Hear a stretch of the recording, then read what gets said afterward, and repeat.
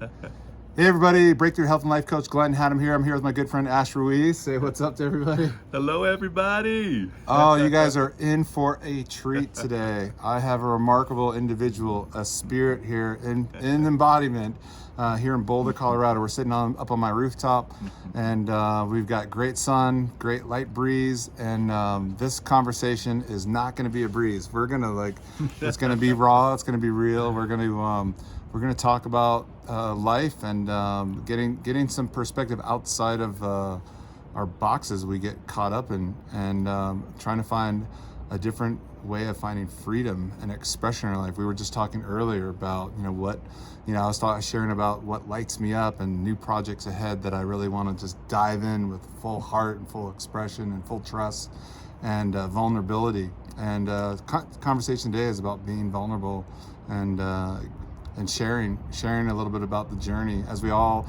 share about our unique journey, my experience has been we cast light onto other people's paths so they can do their unique thing and trust themselves. And to arrive at that place is not easy. So we're going to acknowledge today that there's a lot of messiness in arriving at these wisdom points that have come about for both myself and Ash as we share a little bit today. So I just want to welcome you guys on a journey. Maybe I always tell people to grab a notepad, grab a pen. There might be a couple good nuggets here for you. So Ash, maybe tell everyone what you're up to in the world these days, and how you're kind of casting your light these days and letting Source guide you and have you share and express, because you do it in such a beautiful and vulnerable, courageous way. So. Thank you so very much. Well, one of my favorite things is, one of my favorite words is being available. And it's such a gift to be available to the moment, and so available to respond to whatever's arising. And so that's one of my favorite things. It's like you never know what's going to come up. Plot twist after plot twist. Oh, the amazing beloveds that are on this planet, all the different experiences, the things that we're growing through, the things that we're learning, the things that we're delighted about, the renaissance of creativity that's happening with the web. And so also, doing coaching, having these conversations, general coaching, self-realization mentorship, and also vocal coaching, which is so much fun. And also working on 3 different books right now. 3 books. Really I'm working on 1 new book right now. I know, it's like they keep going off in little directions. Like, oh, this is like a whole other book moment. Okay. Yeah. So that's been really sweet. And also new music, which I haven't put new music out as a solo artist in about 10 years. So it's been really nice working with artists and producers to, get the feel and the sound and the flavor of who I am now. Onto so you've been helping so many other artists for so long, and now you're ready to kind of bring this new part of you is calling forth. Yes, I took a break. I feel like I was kind of nonstop with music since I was 14, and I just felt like it was nice to take a break and not have to have that kind of perception on my art, my artistry or my persona or my world. And it felt really good to just be here in Boulder in the mountains for some time. Yeah, and then Ash, so when you mentioned earlier self-realization work, now for us Boulder folks, we kind of I kind of get that, or I have an idea of my own view of that. But for other folks that are other parts of the world, self-realization, what is that? What is that? Or is it the self that's getting in the way? Okay, yeah. Really cool. So it's nice. It's kind of like the general life coaching. There's a lot that has to do with goals and with time and with personality and with authenticity, and that's all so powerful and wonderful and great. And then there are some beloveds who kind of feel like they've done all kinds of things on this planet, and realized a lot of goals and lived a lot of life experience and have gone to different places and have gone to retreats, but they still feel a sense of overlooking the freedom that they are, the reality that they are, the brilliance that they are. There's a sense of, I feel free and at peace for a couple of days, and then something happens and I'm totally lose it. And it's like wound up in the chaos. So they had a taste of an experience of their authentic self, more freedom. Yes. And then it's like, I don't know how to hold on to this thing, which maybe we're not supposed to be trying to hold on to things. But there's so much invested in our identity structure. So sometimes a lot of these self-help workshops is all just another method. I call it spiritual bypassing, but another method to cake on another layer to ourselves that's not really our truest self, but it's a way to kind of manipulate the world to survive and be more happy. And when we get in touch with ourselves, our highest self, you could say, or our real self, and what we're trying to realize, it's a totally it's very counterintuitive work. It's very contradictory to traditional teachings. So there's not real traditional stuff. This has been around for forever, actually. Right. Yay. So maybe share a little bit more, just even deeper on that, as far as like, what is realization like to you? Like, what does that actually like look like in your experience? And maybe let's talk about that, kind of like how starting back in time of your growing up and who you saw yourself as in the world. Like, I know for me, I was a rebel with authority, so I sought attention through mischievousness and rebelling against any form of authority, any kind of box, and like destroy the box, get out of the box. Okay, I was right there with you. So maybe share a little bit about what kind of kid you were like growing up, and we'll come into this whole like realizing when you're dealing with conditionings around it. You know, I feel really grateful. I grew up with a lot of fertilizer, I can say. I love my parents, and I love the quality of their personalities and their spirit. But they also, you know, they weren't Buddhas, and they didn't have tools to work with their dysfunction and their fears and their, you know, so a lot of that discomfort got displaced. They're just doing their best, but here's the shit that they came with. Oh my goodness. And uncles and aunts and, you know, everyone doing their best, but so much dysfunction, and, you know, gave me a lot of opportunities to look around and be like, I wonder if there's another way. Yeah, so it's very easy for you to question, because it was like, this is clearly, some of this is just not healthy and not right, and there's got to be something else. Right, there's got to be something else. And so I felt really grateful. I had like these moments of grace, I can say. I remember when my parents got divorced, my mother pretty much, you know, with all of her best intentions, took us away from where we were living and from my dad, like in an instant. As soon as she found something out about my dad she didn't like, you know, we were in my aunt's car driving up to North Carolina. You know, I was living in South Beach at the time, and I had all my friends and my school and my teacher and the beach, and all of a sudden totally gone. I'm in a new place. And you look like you're in South Beach right here. Hey, I was like, it's really hot today. It's a warm day today, finally. Need something cool. Well, you got the Miami feel. So. Exactly, Miami. You know, you can't take the Miami out of the Miami. And so I'm terrified having to go to school in the middle of the school year as the new kid, as a little 6-year-old. And I get to the cafeteria. I didn't want no one to look at me. I got my tray of my breakfast tray. I was looking for the darkest, most obscure corner where I can just totally be by myself. I sat there, hypersensitive to any sounds, anyone looking at me, just like, no, don't talk to me. I felt like there was like this ocean of tears present, and if anyone were to say anything to me, I was just gonna break down. And so I'm sitting there, and all of a sudden I open my spork very quietly, open my cereal very quietly, and then all of a sudden I take a bite of those frosted flakes, and that was a loud ass crunch in my head. It was like thunder. It was so loud. My little 6-year-old mind, you know, just imagine that everyone stopped what they were doing to stare at me, and in an instant I had this full-on experience where I imagined them listening so intently that their ears popped off of their heads. And then as a little kid, I imagined all the ears flying around the cafeteria, every shape, every size, with little wings on them, flying around the cafeteria, and then somehow these ears knew that they needed to rush to the center. And then the moment that all these ears rushed to the center, there was this like burst of light, and and one giant ear was formed. And the moment that there was this one giant ear, the big ear as I would call it as a kid, there was like this softening in my perception, and I was no longer, the way that I can explain it now, I was no longer experiencing my life, my identity, the cafeteria, through the lens of my 6-year-old little brain.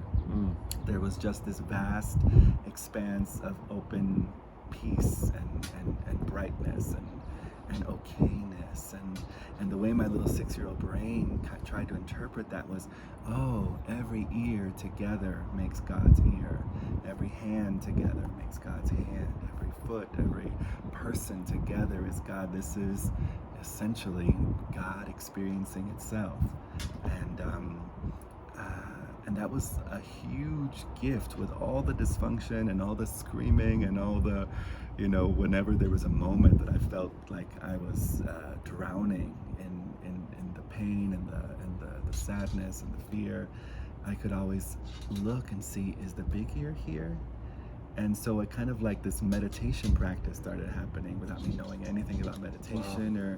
And I could always just stop and listen, and it was like this meditation of just listening so deeply and allowing whatever that was there to just be heard. And then in that listening, there was always a moment where the listening, the listener, and that which I was listening to dissolved, and it was just this peace present. And that was really cool to rely on, especially being a kid that loved music. Yeah, having such a potent imagination at that age, to that, using your imagination to drive yourself into a realization of how things really are and being filled up. Yes, I feel so age. grateful that there was that somehow. So you have this unfolded. godlike experience at a young age, this connection with something much bigger than this current dilemma of crunchy cereal and kids being kids. Yes. All of a sudden you're like protected and safe. Yeah. It's kind of like, oh wow, this is not at all that bad. This is pretty okay. Yeah, and so you've got this this isn't a normal 6-year-old. This is something that the impact is my hearing this story is like how you guys were when you're 6 years old. Did I have an imagination like that even close to that? But there's such an adult maturity that was brought in of like this like old soul to come in and like and guide, like, don't worry about it. Right. And so what happens next with that, like in the story of your life? Like what happens next with the 6-year-old who's tapped into something that I'm sure all the other kids, they're probably crunching their cereal going, oh gosh, I hope no one else they're having their own trauma still going. Yes. Yeah, I mean, I feel like because music was such a huge part, and I always felt that, that music was a part of who I was. Whenever anyone asked me, when did you start singing or when did you start dancing, it was just like, that's just how this love came onto this planet. Just naturally how I love to communicate and celebrate and express myself. But I think because of that, and having that big ear experience that has to do with listening, there was a lot of support and encouragement to kind of cultivate that peace, that depth, that at the time I just called it God's love, and it was like, oh wow, God's love is totally here. I remember, as a little 6-year-old, also Lil Queen, which is so fun. My favorite album was Aretha Franklin's gospel album. And so I would listen to that album over and over again. Have my parents, how like kids want to watch like Moana over and over again, or The Little Mermaid. I was like, play Aretha Franklin. And one day I was visiting my grandmother, and back in Florida now, visiting my grandmother around 6, 7, playing with my G.I. Joes and my He-Mans, and then and then I'm singing as I'm playing. I'm singing like, Amazing Grace, how sweet the sound, like just playing and singing. And my grandmother's neighbor heard me, and she was like, who's singing? And so she was going to an all-black Baptist church in a house in a neighborhood not too far from ours, and was like, can you come and sing that at our church? Oh, wow. And so I was, I was like, yes. And so I went and I sang that at this church. And I remember afterwards, everyone giving me money. I was just like, all losing their shit. And people having a really cool experience. Yeah. And I loved it. And then they invited me back, and I would sing there regularly for a while. A big moment for me singing at that church was one day the minister, preacher, beloved, saw me and asked me if I was thinking about God when I was singing. He said, Ashley, are you thinking about God when you're up there singing? Make sure you think about God. That's where the anointing happens. And I was like, anointing? Think about God? I was like, I'm not thinking about God. So I went home kind of traumatized, like, oh, I gotta think about God while I'm singing. And I couldn't hold on to an image of God. The closest thing I got was an old white man with a long beard sitting on a cloud with a fishing pole. That was... You try to bring this in? Yes. Okay. And so then next week, when it was my turn to do a solo, yeah. I was totally all in my whack? head, Yeah. trying to think. I couldn't hear the key. The microphone all of a sudden, which I never thought of it was just, all of a sudden was like this weird thing in my hand. Like, what am I supposed I was so off. The timing, the tempo, and it was just, people were like, what's happening? Yeah. My choir director, thank goodness, she came up to me afterwards and said, what's wrong? Are you okay? What's going on? And I was just like, I was trying to think about God, and I'm sorry I couldn't think about God. And she said, child, you don't need to think about God. And then she pointed to, we were at a rehearsal, and she pointed to the guitar, and she said, look at that guitar. Is the guitar thinking about the guitarist to be an instrument right now? I was like, no. Is the piano thinking about the piano player? Are the drums thinking about the drummer? I was like, she was like, you don't need to think about God. Yeah. You allow yourself to be available and to be present, and you can't help but be an instrument of praise. And so got that block right out of the way. I heard that. Yeah, it landed. I landed. I took that in. And yeah. Yeah, so you've got these great teachers. I mean, I think I remember, it was a couple years ago, Aretha Franklin had a documentary. I think they had done those incredible, I think it was all her church singing. I think it was they finally released it. That Yeah. was the album that I loved, Yeah. but they didn't release the video footage till like it's 30 years later. It's so good. It's amazing. Yeah, it's I really watched good. that. I watched that. I think it was on Netflix or something. Yes, So how old were you then, and when this was around experienced? 7 years old. Okay, we're at 7 now. So we're gonna go to 8. We're gonna go to 8. Hang in there, everybody. It just gets good here, because wait to hear what this teenager starts doing. I mean, 8 is infinity. So yeah, right. 8 is infinity. Well, what would you like to skip ahead to? Because I think people, our audience, knows you of who and what you're doing in the world now. But some people might remember you, my generation, from Saturday morning cartoons. Okay. I'm very hungry, con mucho hambre. Oh man, I bought a lot of probably colorful cold cereal, probably related to you guys. Probably. So this cat here, I shit you not, one of the original Menudo gang, right? Well, I wasn't Menudo. I wasn't the original. But it was one of the iterations. But yes. The original started in 1977. So, I was just a year old. Yeah. Well, clearly at 6 you would have been fine. Okay. So one of the iterations, but like how does someone go from, all right, I'm just gonna play my instrument, it's my voice, I got this beautiful voice, and I'm charming everybody, but how do you end up in that as like a global superstar traveling? Like this is before like Backstreet Boys and NSYNC, and I'm trying to remember some of the other. Can You Hear the Rain? Whatever, all the other groups. Menudo was when I was a kid.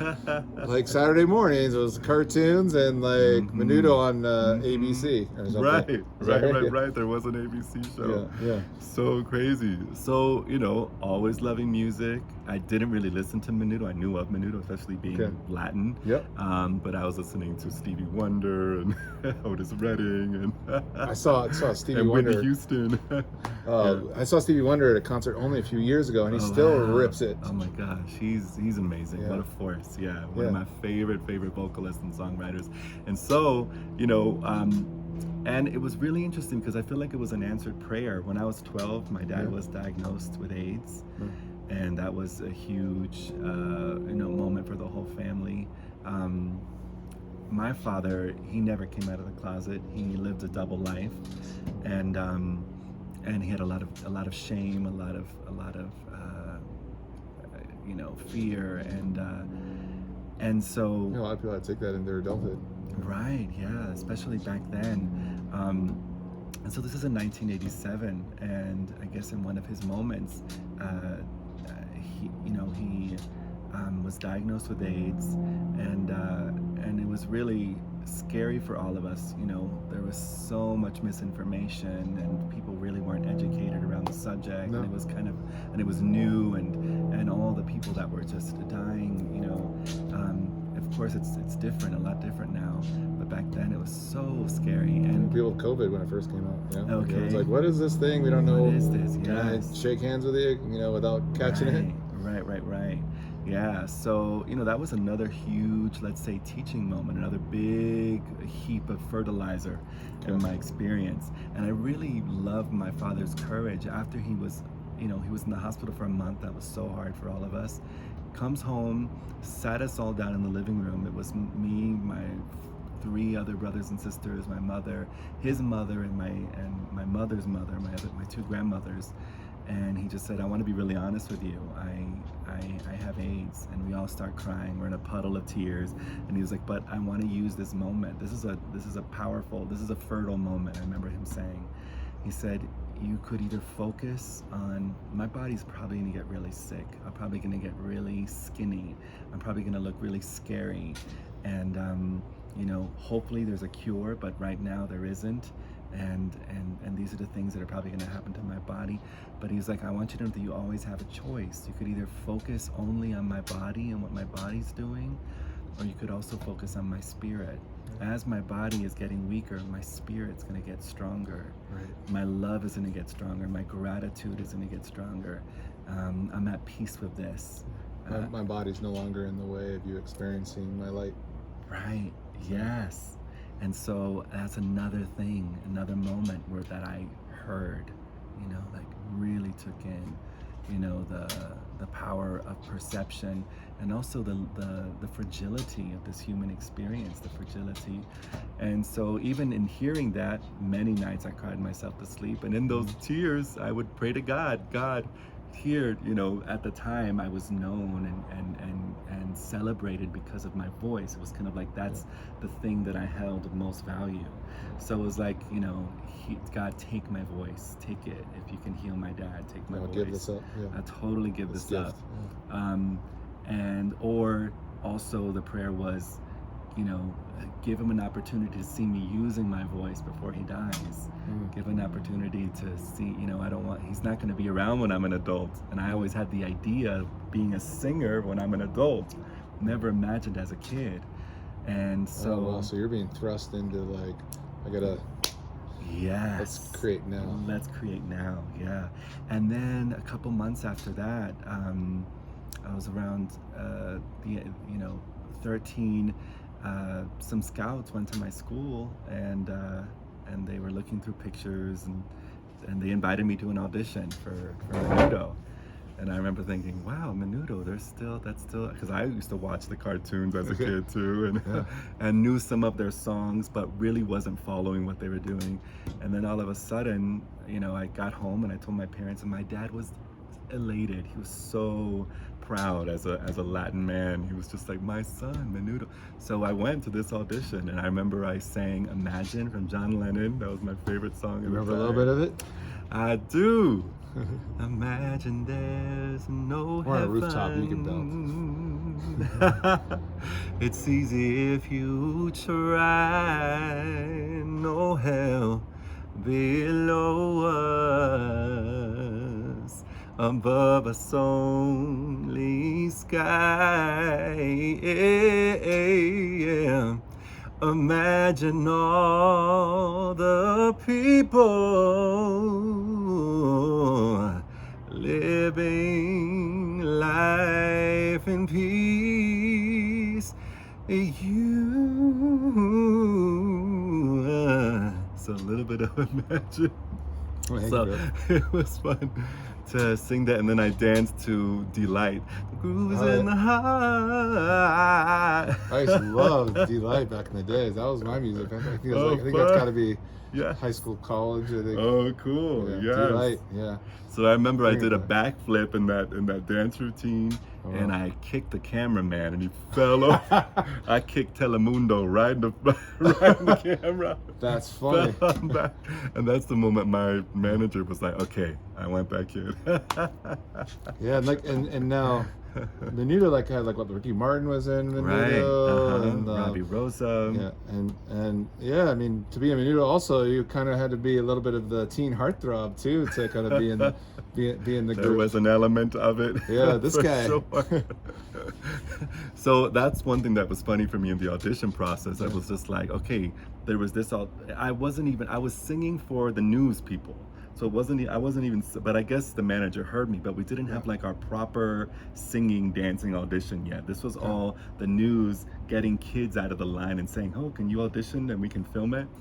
And so I was curious. I was like, when are we gonna actually audition? Because we were just putting on, I got chosen from that moment on. He chose 8 of us. There was probably 400 kids at this mall in Florida. Oh, really? And, going after it. Yeah. And it was an open call all throughout South America, because Menudo originated in Puerto Rico, and all the kids were mostly Puerto Rican. But then by the time I got in the group, he wanted to open it up to be more, include more Latin American countries in the mix. So this yeah. was the original, probably what is it, the American Idol, or where people are lining up to get on the slot and doing whatever it takes. It was it was the Latin floodgate came through, right? It must have been. So for you to stand out, crazy. You're like, I got to do flips. I got to do what you got to do. Okay, totally. And so that was really cool. And then on my birthday, my 14th birthday, I was asked to be a part of the group. They brought my family, and it was May 28th, my birthday, and that was a really cool moment. And then 3 days later, I was off to Venezuela for a month to record my first album with them, and it was really cool. My father, still alive at this point, got to travel with me to a lot of different places and see this whole thing. And when you get into Menudo, it's not like you have to build some kind of following. It's there's already this amazing following there, and we have the most amazing loyal fans. Yeah, Menudo was huge back in the days. I mean, it was massive, global, right? It was global. You guys weren't just stadiums. You were filling stadiums, right? Right, yeah. Where did you get to travel? You've probably been to some pretty extraordinary. Yeah, really cool. All over South America. What's funny is that my family are from Cuba, and the only Latin American country that I've never been to was Cuba. Is Cuba still? I've been to Cuba, yeah. It's a little hard to get but to. A lot of traveling. We did Europe. We did all throughout Canada, United States, the Philippines. It was really fun. Now here you are, you've got your dad's there, but you're traveling the world as a youngster, and we were sharing earlier how, gosh, if I was in your shoes, I would be sneaking out and hanging out with the wrong crowds. But you were actually had at a very young age the intelligence to go and leverage these opportunities that were bestowed upon you to really make something of yourself, not just as you knew that this celebrity thing was going to be for a period of time, right? But that it was about what am I going to take advantage of as far as the opportunities that are here, and maybe share a little bit about kind of how your spiritual quests and journey has kind of started to be very clearly laid out, and unique opportunities were bestowed to you that most of us in a lifetime don't get access to. Yeah, and such a blessing, and I think because of all the other side of that, the other opportunities of my father's illness, and and the experience that I had with the big year, and already kind of having a romance with a depth of stability or calmness that I could always find. there was a lot of questions. What's important? What does it mean to live a human life? What does it mean to be human? What's death, and what's energy, and what's important, and then another huge question was looking around. One of the powerful things about being a menudo is that you have access to so much privilege and abundance, and then the fame, and but still looking around and seeing adults with all the apparent ingredients to live a happy life, and seeing them not happy, treating waiters like shit. And I was, the question, how do I not end up like these beloveds? How do I not what there's something here that we're missing, something here that we're overlooking, something here that we're not noticing. And so just marinating in all these questions that keep me up all night. Sometimes I wouldn't sleep at all, just thinking about the universe and the hugeness of it, and our role in it, and the mystery of things. After my father passed away, a couple of months after, we went to film a music video in Machu Picchu for a song called Bienvenidos al Nuevo Mundo, which means welcome to the new world. Ooh, how does that go? Which is funny. It's like, Bienvenidos al Nuevo Mundo, todos unidos, viviendo juntos, bienvenido, aha, yeah. It's fun. It wasn't really one of our hits, but it was fun that... Shout out Machu Picchu. Yeah, shout out Machu Picchu. And it was a different theme than what we usually sung about. This is kind of like a Spanish Imagine type song, more social justice. And so that was cool that we were going to record and do the video in Machu Picchu for this song. And I just remember we were flying in a helicopter to go to Machu Picchu and through the Andes. And I had all these thoughts in my head, and I was just like, okay, this is an amazing experience.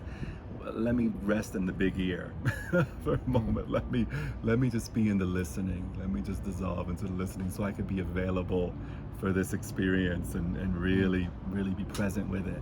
And so that was really cool to get there. As soon as the helicopter landed and I stepped off the helicopter, there was this shift in perception, kind of like when I was 6 and I was no longer experiencing the world through the lens of my 6-year-old self.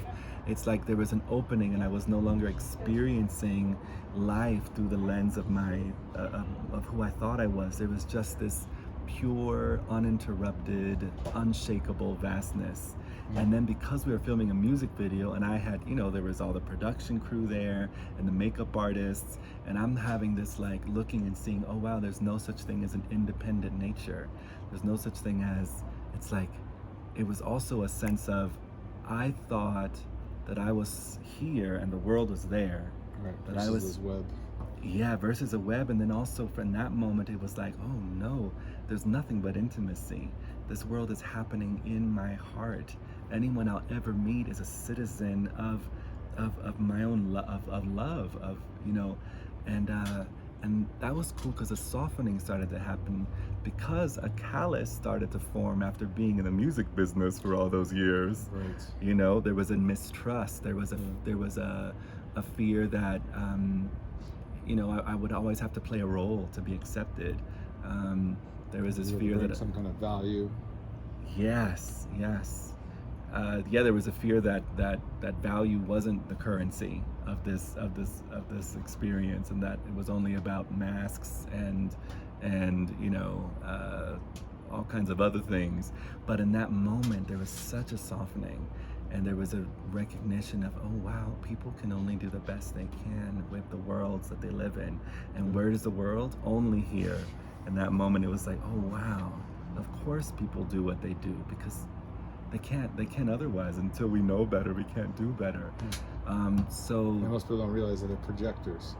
Right. They're casting their storyline out into the world, out onto the other actors, and to prove that story to be true, versus then it's they operate from this place of things are happening to me, versus I'm actually co-creating with this. It's funny you say this, because I remember having a moment sitting on one of our tour buses, and the tour bus is rocking back and forth because there's thousands of girls around it screaming, moving it, and wanting to lift each other up on the shoulders so they can look through the windows, and so many of them screaming my name, and having a moment thinking, wow, they this this has nothing to do with me.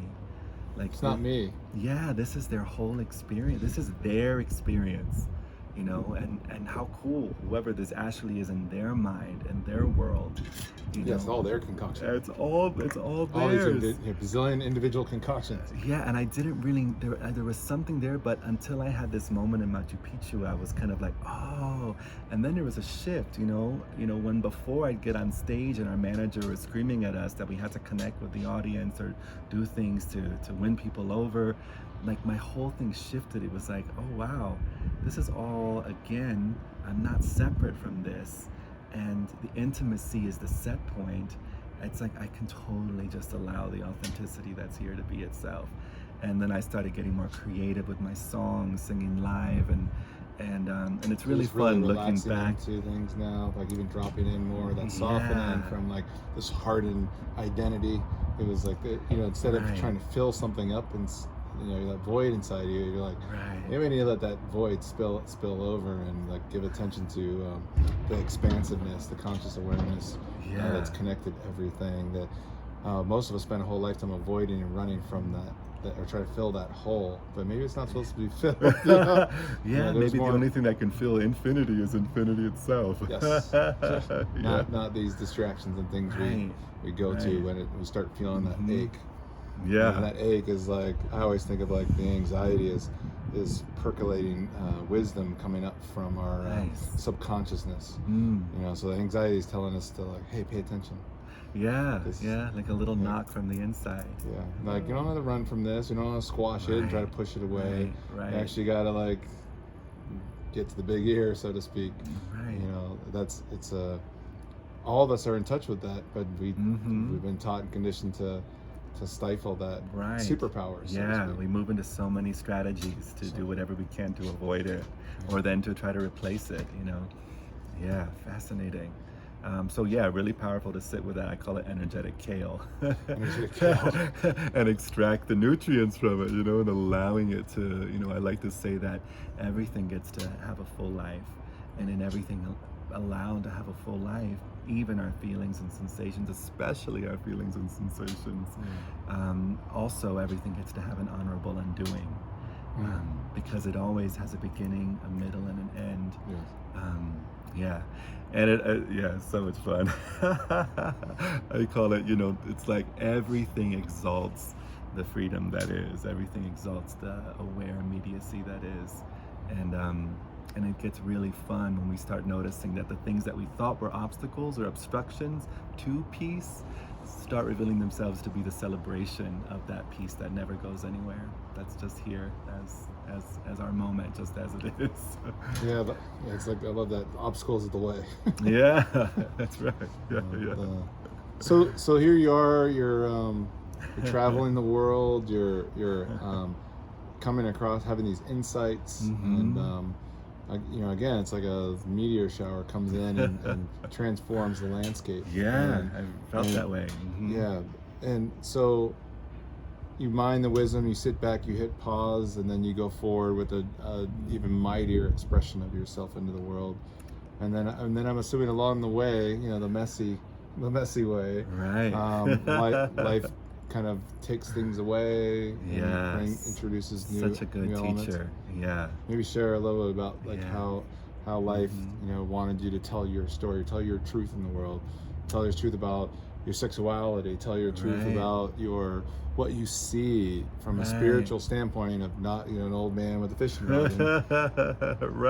Like how do you share that with the world when you've got a platform? Right. I mean, it was really interesting because there were many moments where I'd talk about certain things in the interview and they would like go to commercial. My manager would be like, go to commercial, or be like, you can't talk about that.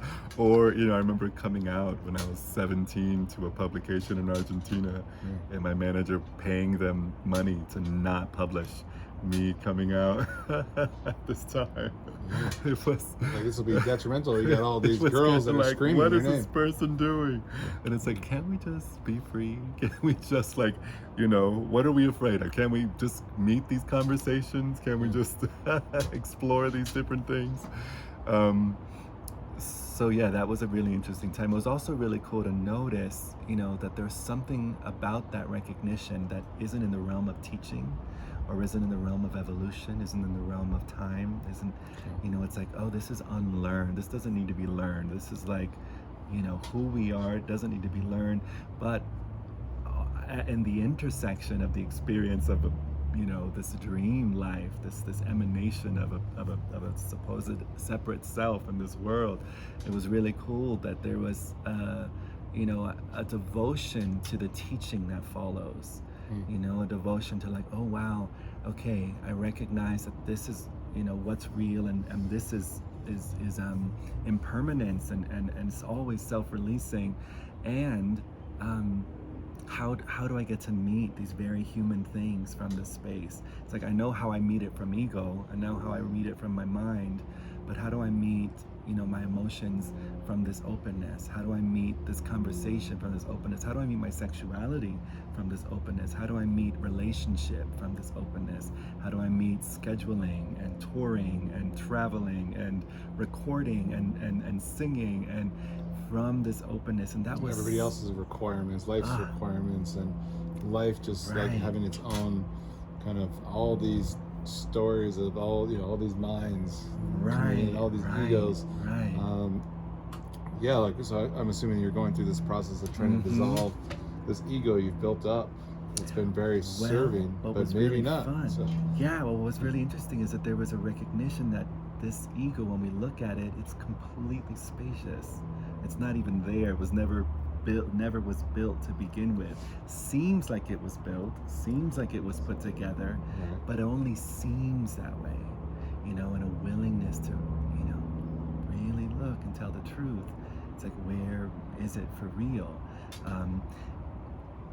And so it's like there's that recognition and total willingness. That's one of the things that I love.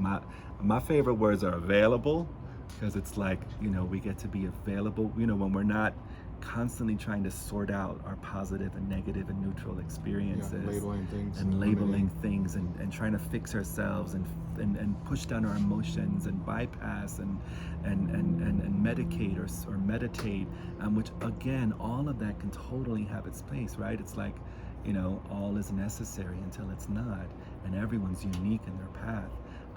But in my experience, it was amazing to recognize, what did I recognize?